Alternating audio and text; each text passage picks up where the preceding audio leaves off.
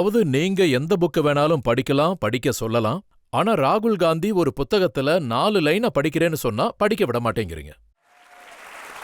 அப்படி ஒரு புக் இருக்கா என்ன? அந்த புக்கு அந்த புக்கை பத்தி சொல்லணும்னா, இந்த காந்தி குடும்பம் பாத்தீங்கன்னா வெளியில தான் பெருசா தெரியும், உள்ள ஒண்ணுமே கிடையாது. வெளியில பாக்குறதுக்கு தான் ரொம்ப அறிவுள்ள மாதிரி தெரியும். அவங்கள பாராளுமன்றத்துல நிக்க வச்சு பாருங்க, அவங்கள யாரும் தடுக்காம இருந்தா கூட அவங்களால 5 நிமிஷத்துக்கு மேல பேசவே முடியாது. அரசியல் அமைப்பை காலியா கொண்டு வந்தாங்க.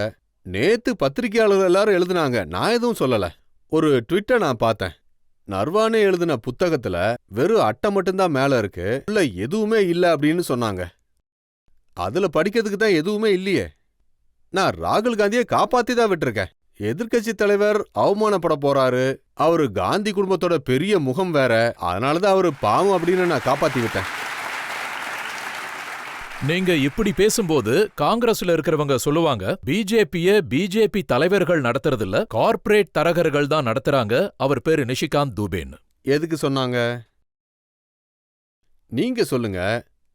நான் என்ன கார்ப்பரேட் தரகு வேலையை செஞ்சேன்? 2009 நான் மெம்பர் ஆஃப் பார்லிமெண்டா தேர்ந்தெடுக்கப்பட்டேன். இப்போ 2026 ஆகுது. இந்த நாட்டுல இருக்கிற ஏதாவது ஒரு அமைச்சர், இன்க்ளூடிங் ஏன் அமைச்சர், இந்த விஷயத்த நான் உங்களோட மட்டும் இல்ல, என்னோட தலைவர் பிரதமர்கிட்டையும் பேசியிருக்கேன்.